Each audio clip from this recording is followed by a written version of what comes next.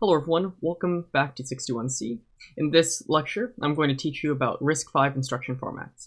I have included on the slide something pretty cool. It's actually the RISC-V code that is generated for the TOC operating system. Before we continue on with today's lecture though, let's do a quick review of what we covered in last lecture. So the first topic was pseudo instructions.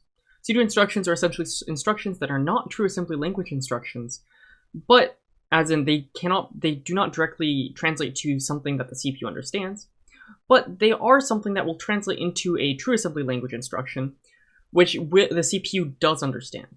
For example, say I had load immediate. That is not really an instruction that the CPU understands, but the assembler understands it, and the assembler will translate that into the different assembly instructions that the CPU will then understand.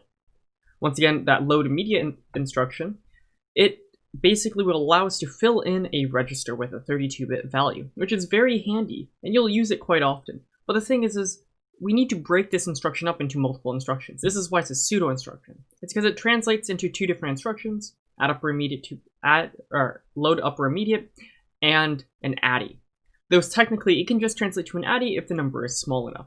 But once again, it's really nice because it makes programming in assembly a little bit easier, because you don't need to worry about some of the pedantics of, oh, I cannot actually represent a 32-bit, or I cannot actually directly load in a 32-bit value. So I have a pseudo instruction that will actually chop up the value in a way that I'll be able to actually load it in my system. Another topic that we covered in last lecture was how you write functions in assembly. Specifically, we talked about the 6 important steps to calling a function. The first step is to put arguments in a place where the functions can access them. The second step is to transfer the control to the function. The third step is the function will then acquire any local storage resources that it needs. The fourth thing it will do is the function will perform whatever desired task you had. The fifth step is the function will finally put the return value in an accessible place, and it will clean itself up. So basically it will deallocate any storage that it allocated during its runtime. And finally, 6, it will return the control flow back to whatever had called it.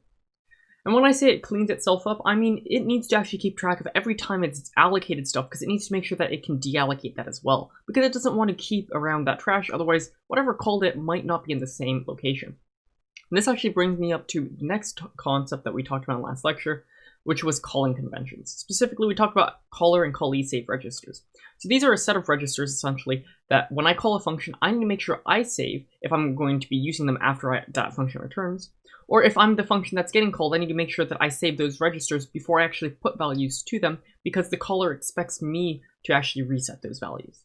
It's very important that we keep these abstractions, otherwise we wouldn't be able to make these amazing, complicated systems, as they would need to know the underlying methods of how they're implemented when we want to build a layer of abstraction between everything. So we've been talking a lot about assembly language in the past lectures, and it's nice because we can actually have another programming language that is much, much closer to the CPU. But the thing is we haven't really taught you how we actually translate this into something that CPU understands. That's what we're going to actually cover in today's lecture. We're going to talk about how each instruction in assembly will translate into some binary that the CPU can actually understand.